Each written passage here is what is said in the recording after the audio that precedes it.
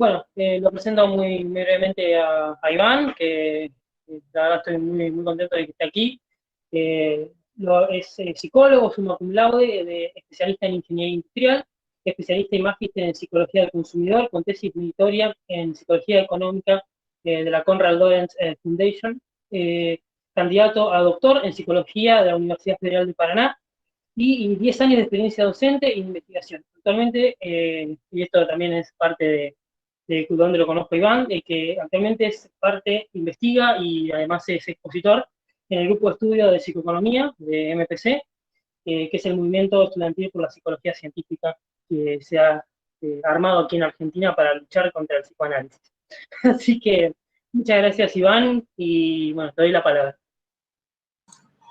Ok, gracias Nicolás por la presentación y por la invitación, y muchas gracias al auditorio. Sé que está lleno de gente muy inteligente y muy interesada en discusiones, etcétera. Sobre todo pues en torno a las ideas de este gran filósofo de la ciencia latinoamericano que es Mario Bunge, ¿sí? Lo que yo voy a intentar hacer, más que de pronto una exposición, ¿sí? Obviamente pues vamos a presentar algunos conceptos, algunos hechos, pero más que eso, el ejercicio que yo quiero de pronto realizar es que más que todo sea una reflexión colectiva. Pues aquí en Zoom me salen 24 personas, en YouTube me salen como 27, listo. Entonces la idea sería que pues vamos a presentar algo, vamos a hacer un ejercicio, ¿sí? Como una especie de construcción en torno a un tema que en mi experiencia, digamos que ha levantado ampolla, ¿sí? Incluso lo escogí porque en alguna ocasión, sí, tuve problemas en una universidad donde trabajaba por ponerme digamos, a debatir esta idea, ¿listo? Entonces, pues aquí venimos de muchos lados, aunque pues creo que la mayoría son argentinos, pero venimos de bastantes, hay de muchas nacionalidades, y a mí me gustaría saber, de pronto, al final de la exposición o de ese ejercicio que hacemos, ¿sí? Si ustedes están de acuerdo, si no están de acuerdo, ¿sí? O sea, la idea es, más que tener una respuesta, ¿ok? ¿Sí? Es de pronto generar inquietudes, generar más dudas, ¿sí? Generar reflexiones a partir de esa obra, porque es algo que de pronto no tiene, pues, ¿sí? Yo puedo equivocarme, pero no tiene una respuesta, ¿sí? Fija, ¿ok? ¿Sí? Sino más bien es un conjunto, más bien es algo que a muchas personas no se han cuestionado, ¿sí? O si se lo cuestionan, no lo cuestionan, de pronto lo piensan, pero lo pasan por alto. Entonces, más que eso, de pronto, al final, a mí, más que preguntas a mí, aunque también me las pueden hacer obviamente, pero más que preguntas a mí, me gustaría que también ustedes participaran y dijeran, no mire, pero es que yo no estoy de acuerdo, no mire, pero es que es importante por eso, no mire, pero es que en mi país pasa esto, o en la práctica pasa esto, sí, más como hacer un ejercicio de pronto un poco más reflexivo. Esperemos que lo logremos, ¿sí? Bueno, entonces el tema, básicamente, que quise traer a colación, ¿sí? Y que pienso que el doctor Mario Bunge fue un gran, o sea, una persona que nos hizo un favor a los latinoamericanos por querer indagar sobre estos temas, ¿listo? Entonces, básicamente se llama psicología clínica científica. Eso no una ciencia de la salud, ¿listo? Entonces, la idea es hacer algunas reflexiones con base en los planteamientos de Mario Bunge y otras personas que también han aportado. No sé si están viendo me avisan si están viendo la diapositiva, por favor. Sí, se ve, se ve. Ok, perfecto, listo. Entonces, ¿qué ocurre? ¿Listo? ¿Cuál es la opinión general? Ok, entonces, en mi país, en Colombia, pasa algo que no creo que sea sui generis, no creo que sea algo único en su género, puede que pase en otros lados, pero sin embargo lo voy a exponer porque no conozco qué pasa en otros lados. ¿Listo? La gran mayoría de facultades de psicología, ¿listo? De programas de psicología, de enseñanza de la psicología, están ubicados dentro de una facultad o dentro de una escuela, dependiendo de cómo se organicen las universidades, de ciencias sociales. Algunas, ¿sí?, pasan a ser ciencia de la salud, ¿sí? Y en algunos casos muy contados, psicología está dentro de una facultad o escuela de ciencias administrativas. ¿Listo? Pero bueno, psicología es diferente a psicología clínica. ¿Listo? Psicología clínica se consideraría un campo de aplicación de la psicología. Pero ¿qué ocurre? Resulta que, y en esto sí presento un trabajo muy interesante, que lo referencio ahí de una vez, de SIC, Isabela, el doctor Buena Casal, Gualberto Bermúdez, María Paz y Sierra, ¿ok? Que aunque es un trabajo hecho por españoles, un trabajo hecho en España, la muestra que utilizaron fue de muchas partes del mundo. Fue de muchas partes del mundo. Entonces, ¿qué ocurre? ¿O a qué conclusión llegan? De alguna manera, ellos llegan a una serie de hallazgos, ¿sí? Que en la mayor parte del mundo a los psicólogos nos asocian mucho con la psicología clínica. ¿Listo? O sea, si usted está estudiando psicología, pues va a dedicarse a la psicología clínica. Pero ¿qué ocurre? Eso no es solamente de lo que los demás piensen de nosotros, ¿sí? Sino que los mismos psicólogos, ¿listo? ¿Ok?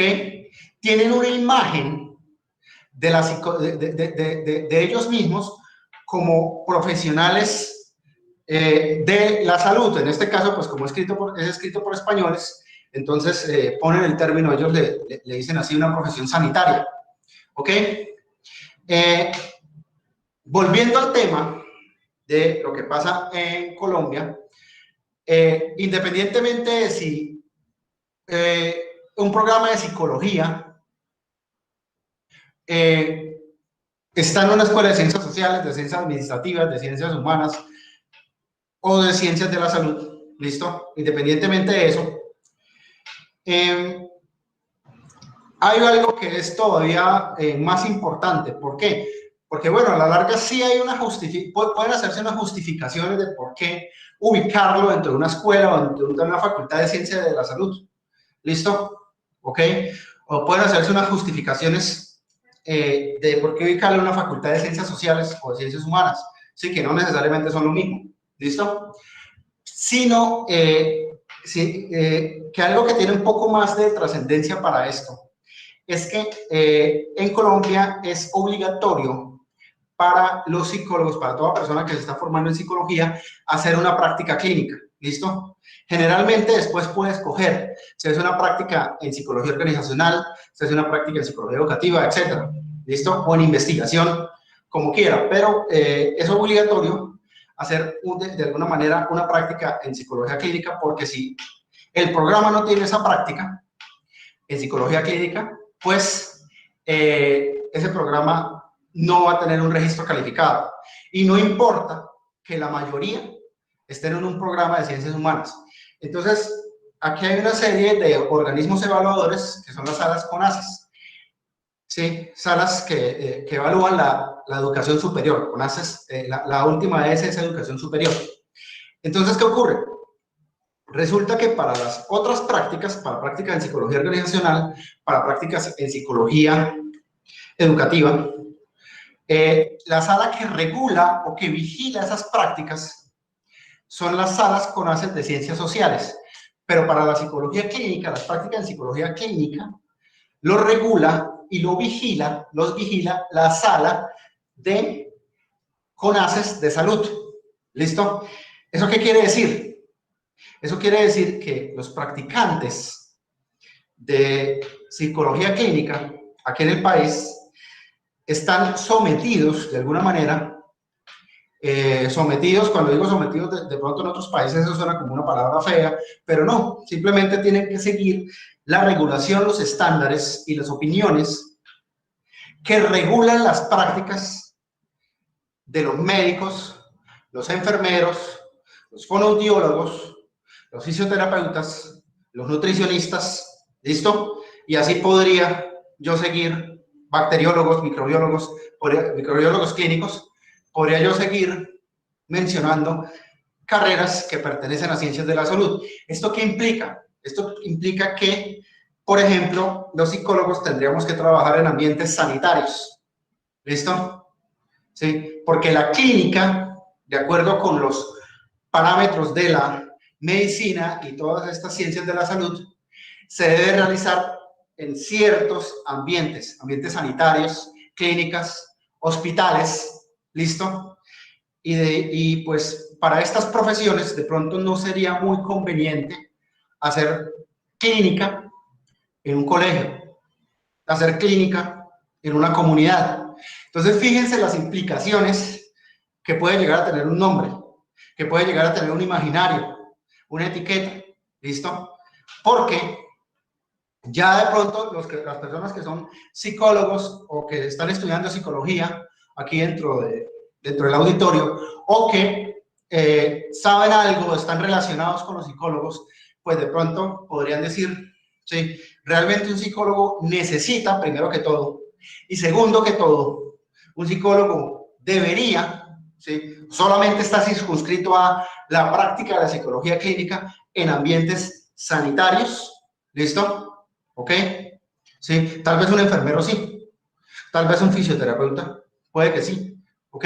No soy ninguna de esas profesiones, un médico no, tampoco soy médico, pero puede que sí, habría que preguntarle a esas personas, pero nosotros los psicólogos, sí, no podríamos hacer intervención clínica en un colegio, ¿sí? Entonces, esas son las ciertas consecuencias, ¿sí? Porque la sala CONACYT de alguna manera pues tiene unos estándares, ¿listo? Para cada, de acuerdo a lo que tenga, ¿sí? Que evaluar, ¿sí?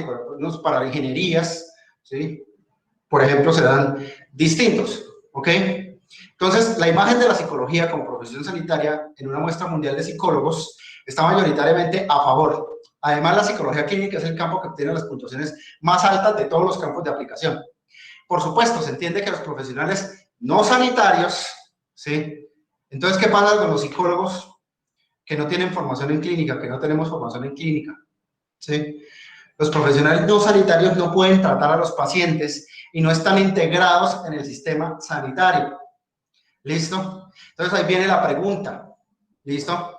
Sí, sí. Ok, de pronto un psicólogo que de alguna manera tenga un grado alto de investigación, ¿estaría capacitado para hacer clínica? ¿Listo? Sí. Si yo tengo una formación, y lo voy a decir, ¿listo? Por favor, no me odien, ¿sí? En psicoanálisis lacaniano, ¿listo? Bueno, eso puede ser muy bueno para algunas cosas, no lo niego, pero ya te califica a ti, ¿sí? Para estar dentro de ese sistema sanitario o para hacer una intervención clínica, ¿listo? Entonces ellos hacen pues como una reflexión a partir de la evidencia investigativa, ¿listo? ¿Sí? ¿Ok? Para ayudar a cambiar esa situación, ¿sí? Porque si yo me estoy formando como psicólogo y me identifico o quiero ser clínico, pues, ¿sí? Hay que estudiar psicología clínica. Entonces vamos a hacer, fíjense que aquí en el título hay varias palabras, psicología clínica, científica, ciencia de la salud. Entonces vamos a hacer un análisis de cada una de las partes de ese título para llegar a poder a tener de pronto una reflexión más productiva. ¿Listo? Entonces, ¿qué sería ciencia? Porque se habla de algo científico, ¿sí? ¿Qué es ciencia y qué no lo es? Es difícil, realmente, y han habido filósofos de la ciencia que han debatido esto por largo tiempo, encontrar criterios de demarcación rigurosos. Generalmente no hay unos únicos criterios de demarcación. De alguna manera la filosofía de la ciencia también avanza, ¿sí? Entonces Popper propone algo, Kuhn propone otra cosa, Lakatos propone otra cosa, ¿listo? Bunge propone otra cosa, ¿listo? No necesariamente que tiene que ser contradictorio, ¿listo? Sino que sí puede ser un complemento, ¿ok? Y generalmente estos criterios son muy útiles más para afirmar qué es una pseudociencia o qué es una no ciencia, ¿sí? Más que realmente qué es ciencia. Pero igual eso podría ser un debate ahorita, ¿sí? O podría ser un debate de toda una semana, de todo un semestre académico, pero digamos que de acuerdo con los planteamientos y con la construcción que se hace desde Popper, Kuhn, Lakatos, ¿listo? Y otros filósofos del mismo Unge, ¿listo? Básicamente, una ciencia debe tener objetos de estudios empíricamente contrastables, ¿listo? Es decir, que yo pueda operar sobre ellos, ¿sí? De manera empírica, ¿ok? ¿Sí? De pronto, constructos hipotéticos que no corresponden a objetos, a objetos empíricamente contrastables que yo no le puedo contrastar. No todos los constructos hipotéticos tienen esa característica, pero si yo no los puedo contrastar empíricamente, pues eso va a ser arte, eso va a ser literatura, eso va a ser reflexión, no sé, pero de pronto no va a caber dentro de lo que es ciencia. ¿Listo? Aparte de eso, de que sea empíricamente contrastable, deben tener unos métodos rigurosos y fiables para estudiarlos. ¿Listo? Esa es una de las grandes fallas que yo he visto, digamos, en la psicología de los países hispanohablantes. ¿Ok? Bueno, de pronto España no sé, pero básicamente no tenemos o no solemos aplicar siempre métodos rigurosos, ¿sí? Y fiables para poder llegar a sacar nuestras conclusiones. ¿Ok? Por ejemplo, la charla ahorita fue de matemáticas, ¿listo?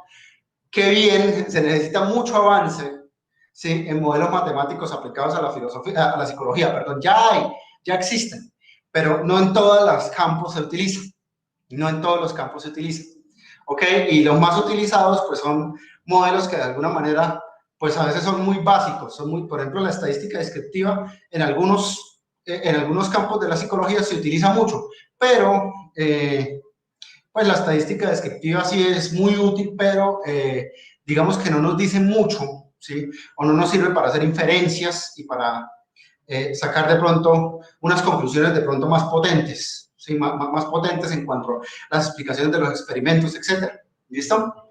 ¿Sí? Y que estos modelos, ¿listo?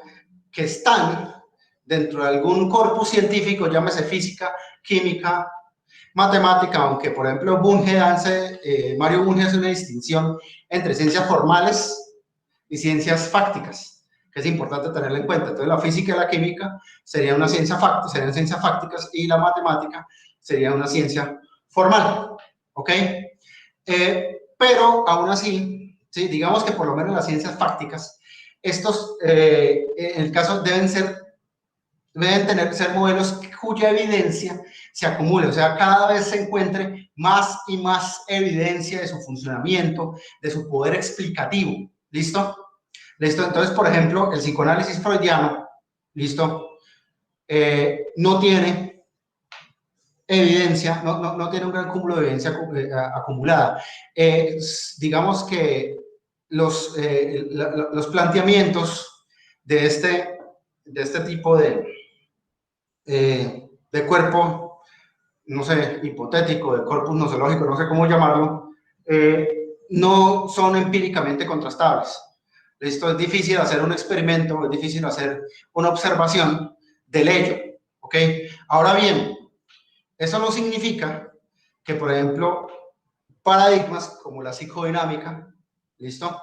Y otras terapias basadas, ¿sí?, en la psicodinámica y en modelos que se basaron en Freud, no puedan tener evidencia acumulada. De hecho, según la APA, la American Psychological Association, algunos lo tienen, ¿sí?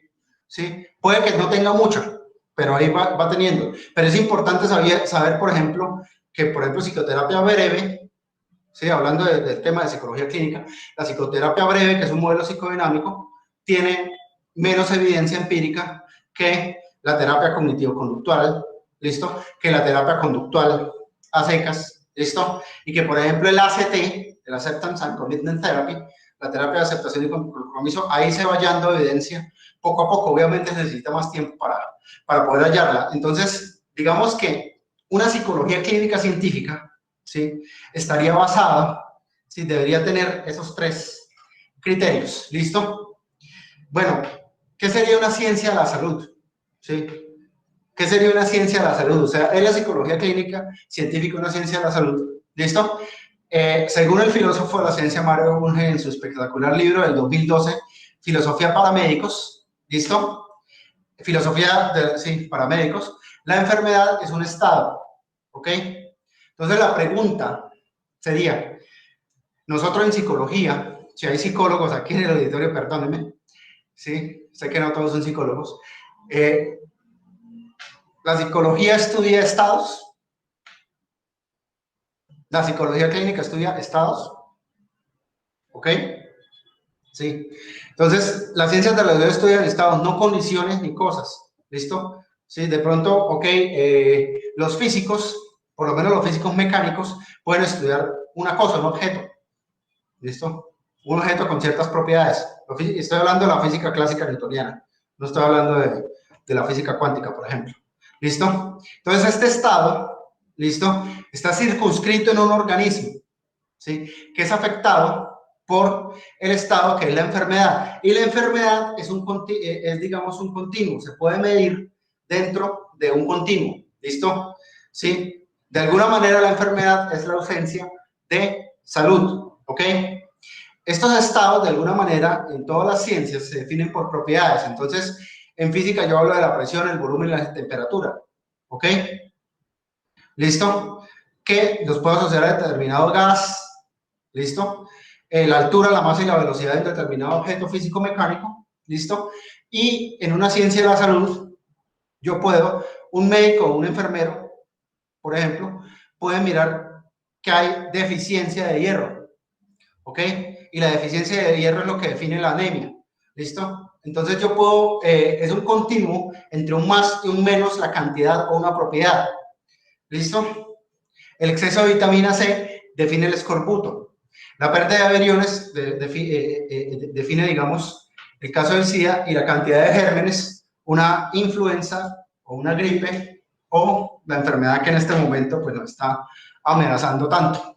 ¿Listo? En el caso de que no se pueda hacer así, en una ciencia de la salud se utilizan biomarcadores.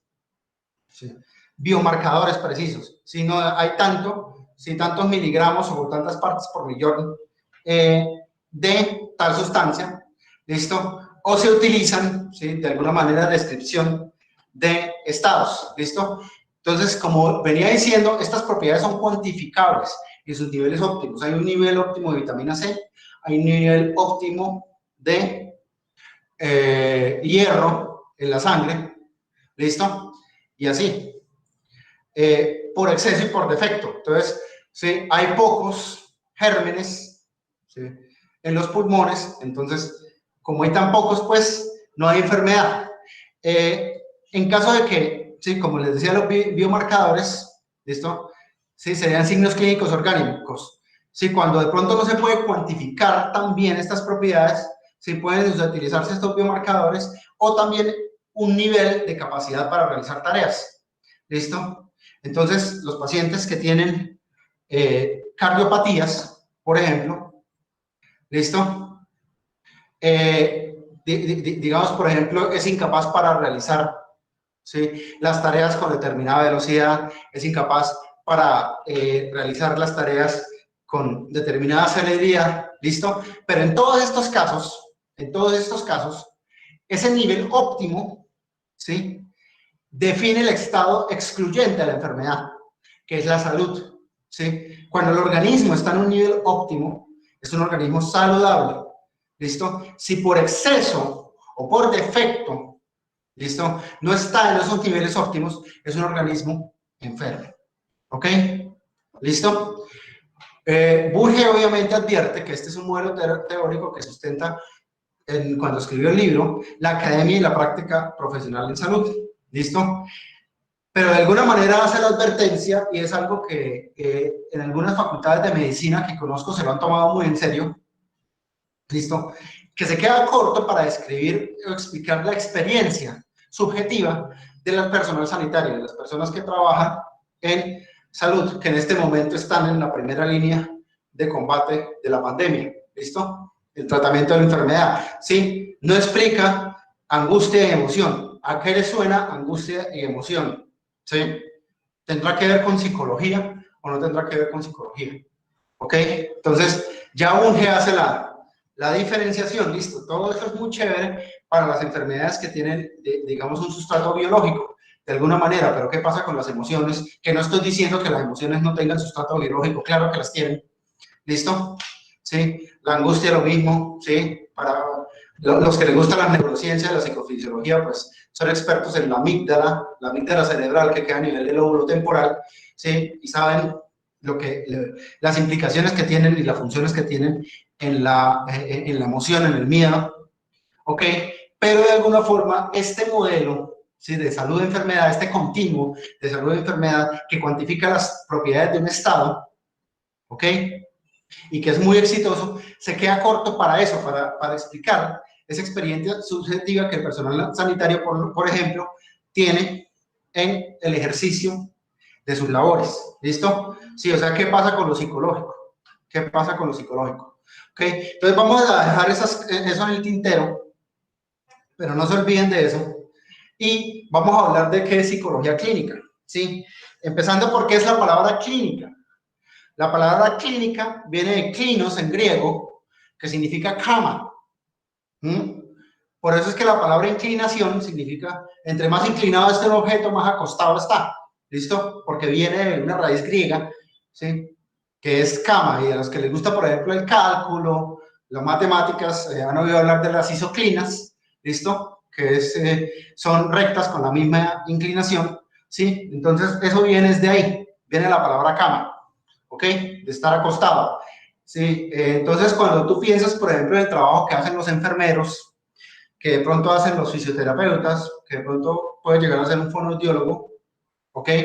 Incluso un médico, no todos los médicos, por ejemplo, los internistas, pues tiene mucho sentido que se hable de cama, que se habla de clínica. Pero cuando se habla de psicología, ¿sí? El psicoanálisis no es necesariamente no psicología, son cosas aparte, entonces no se imaginen el dios de Freud. Esto no tiene nada de malo, simplemente es. Entonces, cuando hablamos de psicología, ¿qué pasará con eso? ¿Sí?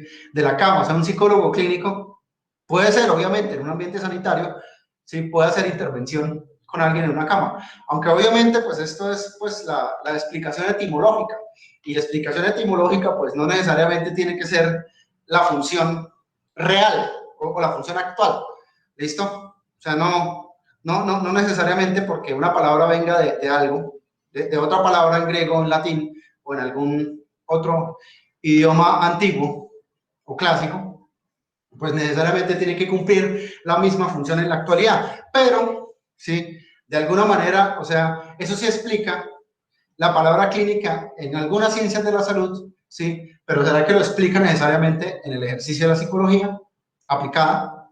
Entonces, de acuerdo con la APA, una definición actual, la psicología clínica es la especialidad psicológica que brinda atención continua e integral, o especialidad de la psicología, perdón, puede que haya un error de traducción, que brinda atención continua e integral de salud mental y conductual para individuos y familias.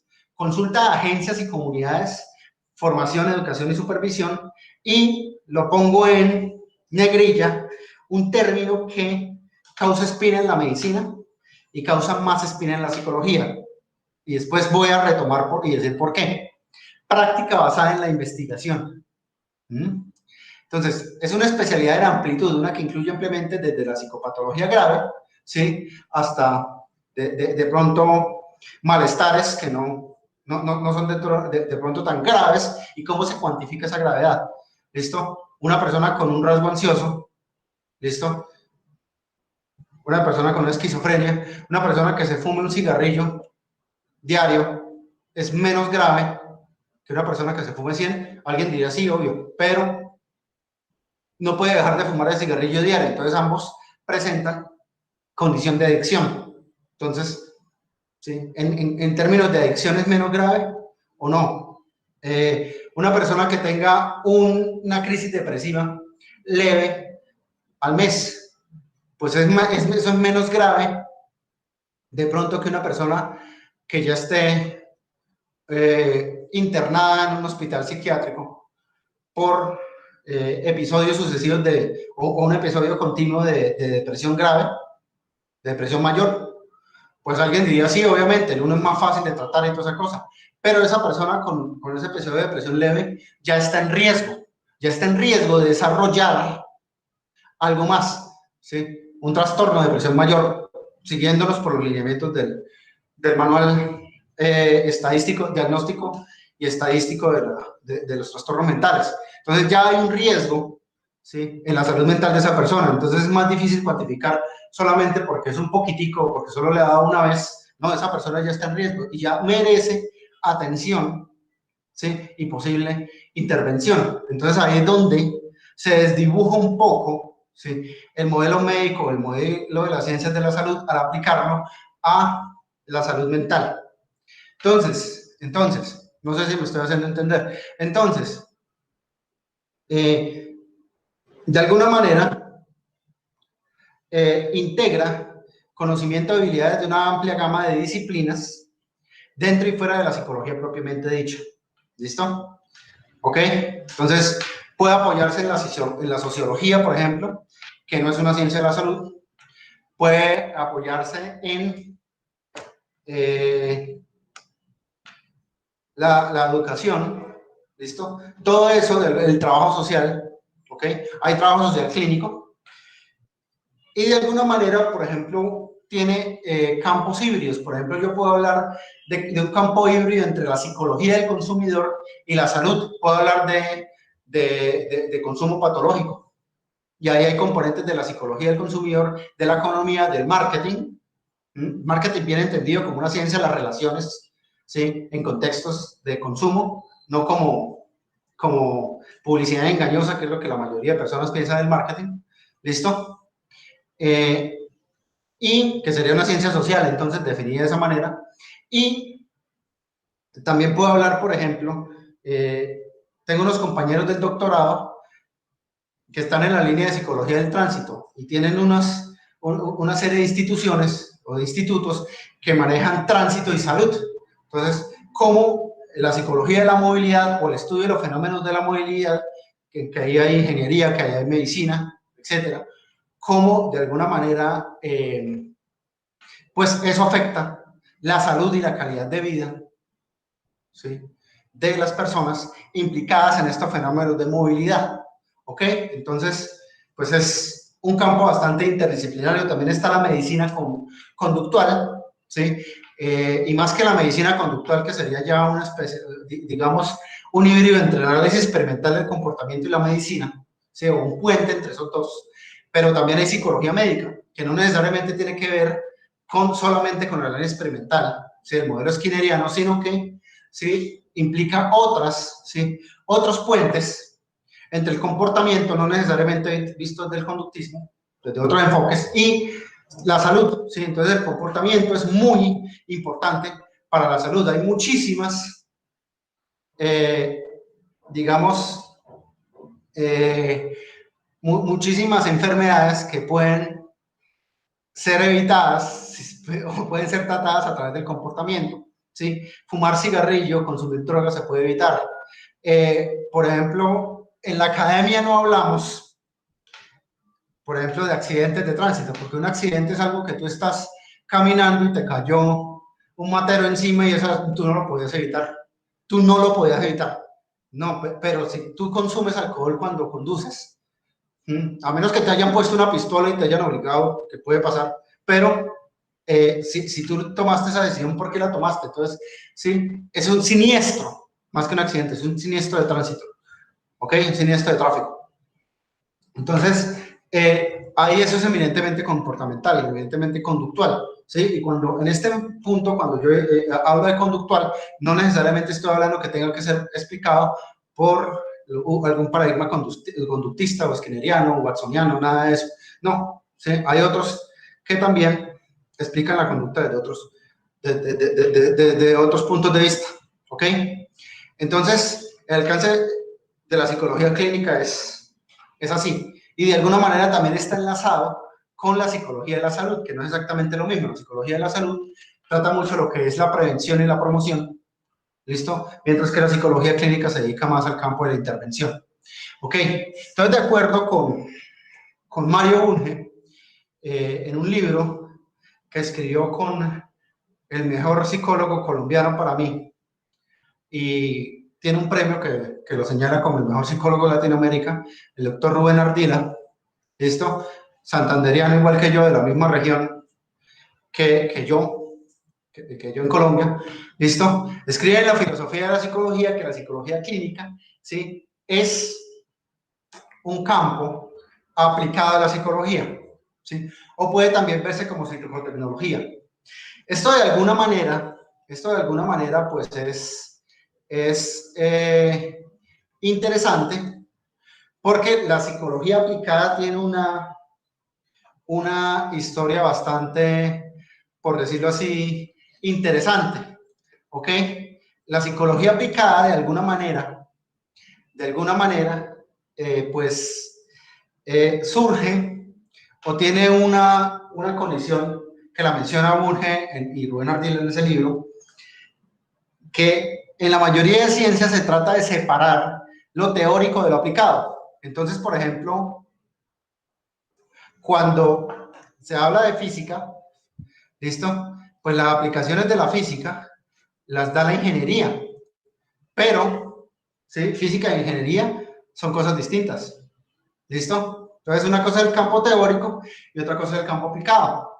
Pero de alguna manera, aunque Wilhelm Wundt, que es canónicamente, el psicólogo que de alguna manera sacó a la psicología de ser una rama de la filosofía, no es que no haya psicología filosófica, sí la hay, y de la teología para darle, ¿sí?, un campo más científico entre comillas, pues él decía que había que separarlo. Lo mismo su discípulo Tikener. Sí, Tikener fue a Alemania, aprendió psicología, se volvió a Estados Unidos y empezó la psicología en Estados Unidos. Pero en Estados Unidos no le hacen caso. Sí, y eso es algo que ustedes pueden ir a profundizar en el libro de Bunge y Ardila, porque ellos lo mencionan. En Estados Unidos no le hacen caso y dicen o afirman que estos primeros psicólogos de Harvard, de Princeton, de la Johns Hopkins, afirman que un psicólogo debe formarse tanto como científico como profesional.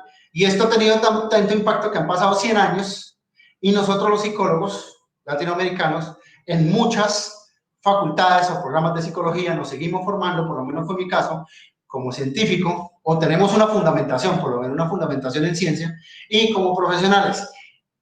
Y el problema es que muchas veces, en muchos campos, lo científico y lo profesional dentro de la psicología no tienen relación, ¿sí? Entonces, un psicólogo organizacional, no necesariamente, aunque existe, por ejemplo, la psicología organizacional conductual o el análisis experimental del comportamiento, ¿sí?, un modelo skinneriano de las empresas, muchas veces recurre a paradigmas de la administración de empresas o de la ingeniería industrial.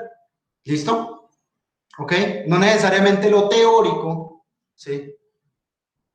El corpus teórico que usted ve como psicólogo necesariamente se traslada a los campos de aplicación, ¿sí? Aunque sí existen algunas aplicaciones, pero no necesariamente en la práctica muchos psicólogos no son formados o no las ejercen como tal, ¿ok?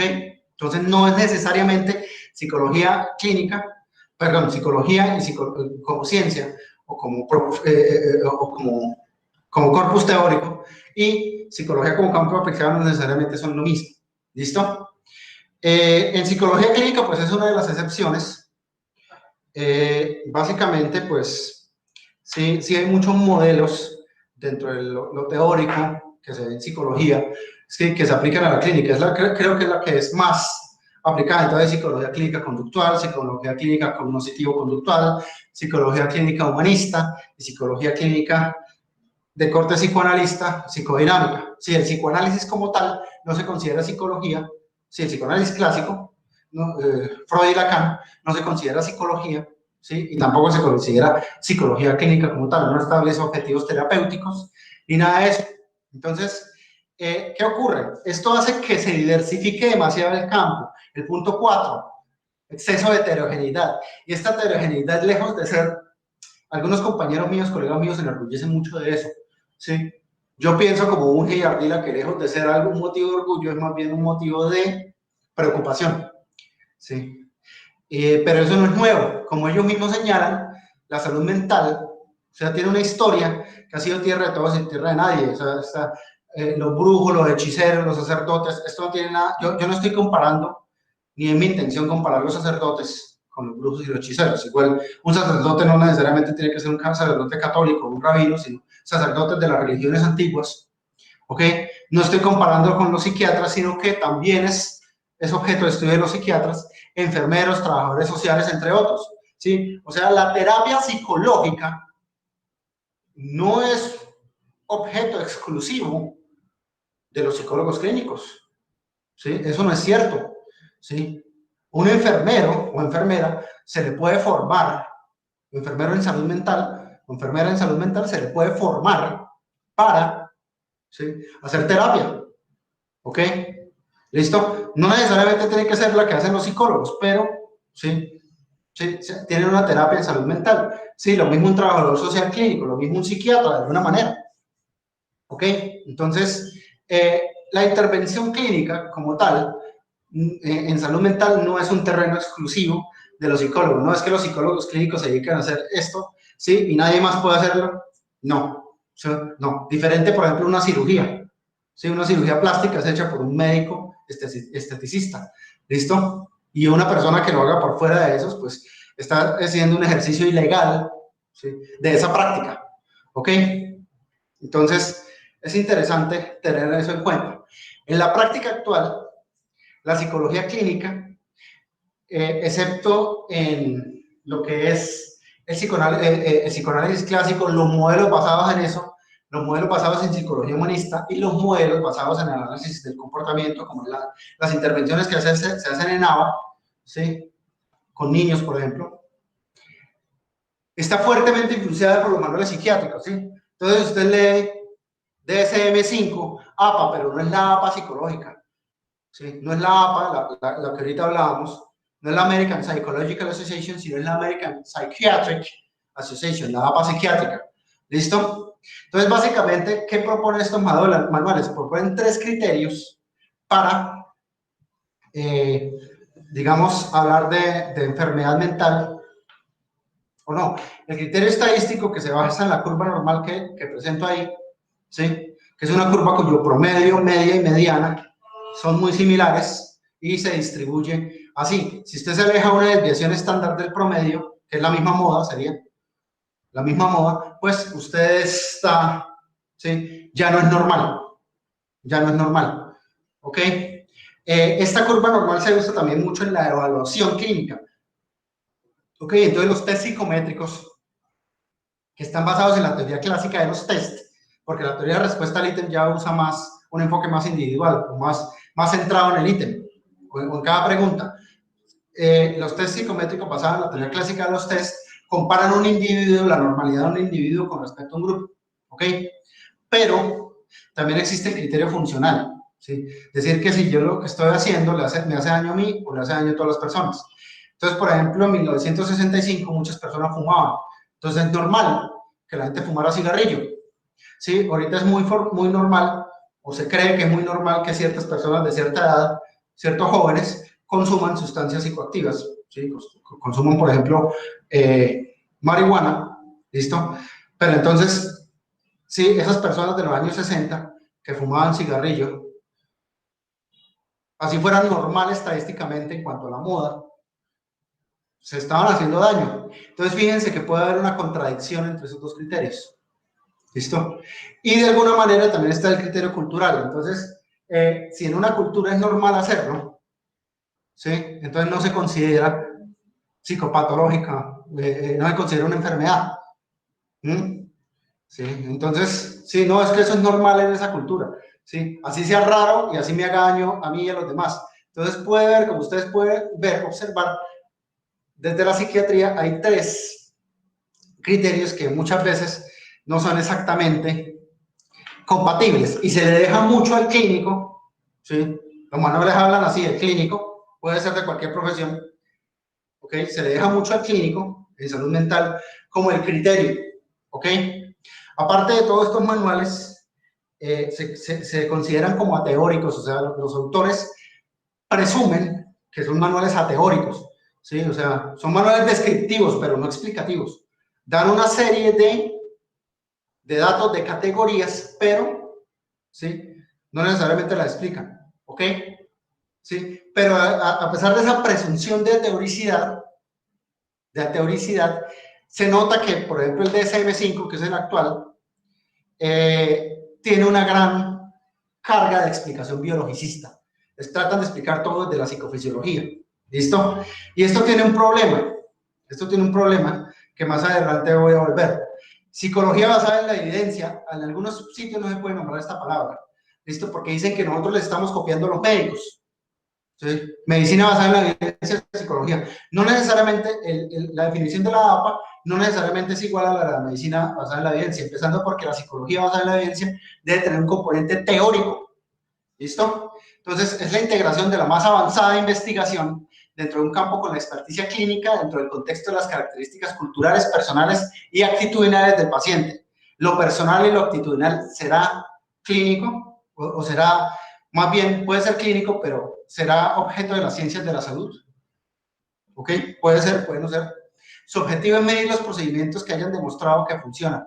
No se reduce solamente a lo empírico, sí, a decir, hay evidencia de esto, sino a la efectividad de las terapias o de las intervenciones. ¿Listo? Entonces, ¿qué ocurre?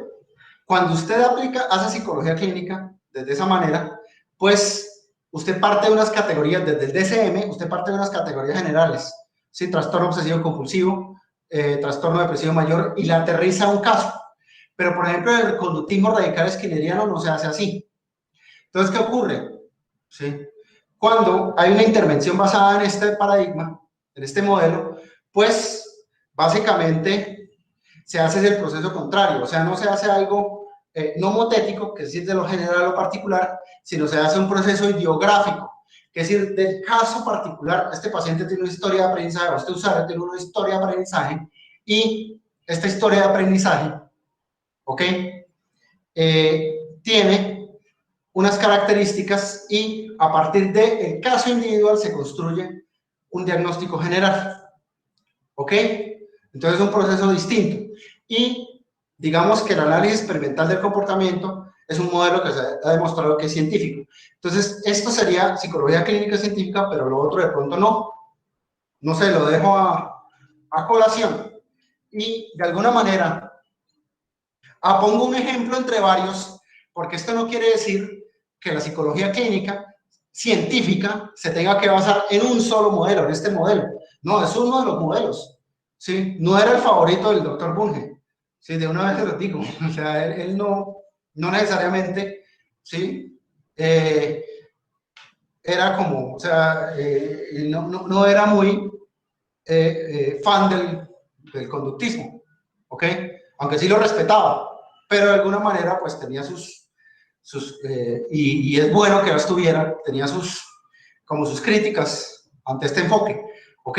Pero no es el único, o sea, una psicología clínica científica no solamente se tiene que basar en ese enfoque científico, hay otros enfoques científicos, ¿sí? Bebe de las neurociencias, bebe de la inteligencia artificial, ¿ok?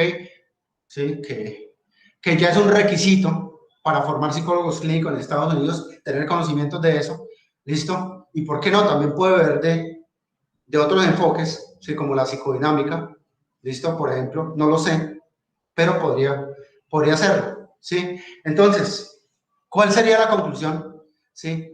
Es más una reflexión. Por ejemplo, ustedes consideran que toda la práctica en psicología clínica es científica, basada en la investigación o basada en la evidencia, de acuerdo con lo que Bunge y los demás filósofos de la psicología y de la ciencia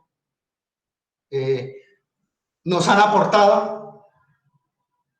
Esa es la reflexión que de pronto les quería transmitir. ¿Listo? Sí. Cuando vas a donde un psicólogo clínico, de acuerdo con la filosofía, ¿sí?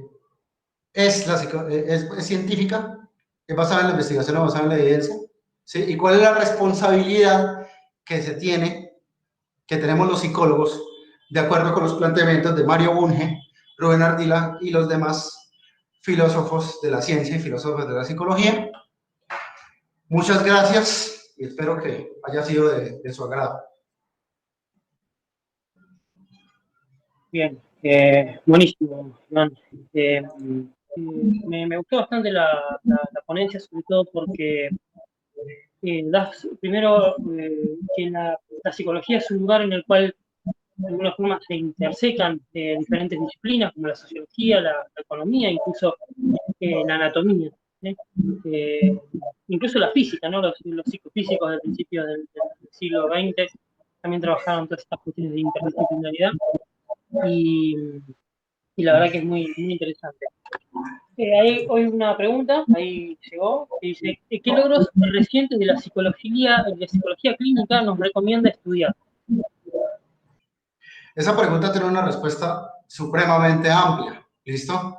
Pero, por ejemplo, algo que se pueden guiar, que fue si mal no recuerdo, en algún grupo de WhatsApp en los que nosotros estamos, fue un tema de discusión reciente, pero no recuerdo en cuál grupo, ¿listo? Por ejemplo, la APA se ha dedicado, o sea, ha tratado de evaluar la evidencia, ¿sí? De ciertas terapias. Pero obviamente ustedes tienen que ser críticos con lo que la APA diga, con lo que, lo que todos digan, ¿sí? Entonces, hay un clínico famoso o una clínica famosa, psicóloga clínica famosa o psicólogo clínico famoso, que hace una conferencia ahorita que uno de los efectos positivos de la pandemia es que ha explotado de alguna manera estos espacios virtuales de aprendizaje y de relacionamiento virtual, y hemos podido escuchar de cerca, ¿sí? Gente que uno antes solo leía en los libros, pero ante todo tenemos que ser críticos, ¿sí? Esas personas saben mucho y nos aportan mucho, pero no necesariamente lo que ellos a veces afirman, ¿listo? Por más famosos e importantes que sean, ¿sí? Es necesariamente la verdad absoluta, ¿listo? De hecho, aquí en esto no hay mucha verdad absoluta. Entonces, cuando yo voy a la APA y miro, por ejemplo, pueden mirar las terapias que se basan en la evidencia y qué tanta evidencia tienen, pero pues hay que ser críticos. De pronto, ACT, ¿sí? ACT, perdón, Acceptance and Commitment Therapy, no tiene tanta evidencia como cognitivo-conductual porque es un paradigma más nuevo. Entonces no ha tenido todo el tiempo de investigación. Por ejemplo, esas son preguntas que nosotros no deberíamos hacer. ¿Listo? Que ahí aparecen unas terapias que a mí no me gustan. Bueno, el problema no es que te gusten o no, el problema es si son efectivas o no. Y también pueden que no tengan tanta evidencia. Recuerden que uno de los criterios para que sea científico es que debe tener bastante evidencia acumulada. Entre más se investigue, más evidencia de su efectividad debe haber. Entonces hay una que de pronto no tiene tanto. Tiene evidencia, pero tiene evidencia moderada. Ay, pues ¿por qué está ahí? Pues porque es importante que esté ahí para nosotros poder comparar, ¿sí? Si no se compara, acuérdense, objetos de estudio contrastables. Si no se puede contrastar, ¿sí? Una terapia con la otra, pues realmente no estamos sabiendo nada, no estábamos sabiendo, no sería un ejercicio científico. ¿Listo? ¿Ok? Básicamente, pues hay unos avances, por ejemplo, en casi creo que todos los trastornos de enfermedades, por ejemplo, hay nuevos avances en tratamientos de TOC y tratamientos de fobias, estrés postraumático y eso, que por ejemplo utilizan la realidad virtual, por ejemplo. ¿Sí? Entonces, cómo la tecnología informática, ¿sí?, ha influido en el avance de las terapias y las intervenciones clínicas. Pero de alguna manera, este uso de la realidad virtual como tecnología es relativamente nuevo. Yo sé que ya desde hace rato se utiliza, hace rato son 20 años, pero es relativamente nuevo, pero los principios muchas veces se descubrieron hace 120 años en el laboratorio de Iván Pavlov. Entonces la teoría ya estaba ahí, ¿sí? Cambio fue la tecnología y con eso, eso es lo que de alguna manera se refieren Bunge y Ardila, Mario Bunge y Rubén Ardila con psicotecnología, ¿sí? Que es importante que lo estudien, ¿sí? Pues por lo menos es interesante. Cuando se aplica la teoría psicológica descubierta, ¿sí? A esta generación, ¿sí? De máquinas, en este caso máquinas virtuales, software, etc. Entonces, pues ha habido bastantes avances, ha habido, digamos, sí, se continúa aplicando cada modelo terapéutico en campos en que no se había aplicado antes y se determina, por ejemplo, ¿sí? Si funciona o no, esta terapia, este modelo funciona más para el autismo, funciona más para el otro. Entonces es cuestión de que ustedes investiguen, ¿sí? Y lean, ¿sí? No solamente los últimos 5, los avances en los últimos 5 años, sino la historia, cómo se ha acumulado la evidencia, ¿sí? Para eso está Scholar.google, etc. Y tener en cuenta que no todas las terapias, por más científica que sea su teoría, sirven para todo. ¿Listo? Eso es importante, ¿sí? Sí, no sirven para todos, digamos, para todos los, no tienen la misma eficacia dependiendo del cuadro clínico que se manifieste. ¿Sí? Y si hay alguna que sirva para todo, pues la evidencia científica es la que tiene que decirnos que esto sirve para todo. Perfecto. Muy claro, Iván, te agradezco mucho. Ha sido una ponencia muy interesante y seguramente en lo sucesivo va a generar debate y preguntas muy interesantes que obviamente por ahí te las hacen llegar. Bueno, nos quedamos sin tiempo, así que te agradezco muchísimo, la verdad ha sido todo un honor y el tema también muy interesante, así que nada, muchas gracias. El honor ha sido mío, muchas gracias por la investigación y espero que les haya servido para reflexionar o para aprender algo nuevo por lo menos. Muchas gracias, nos vemos.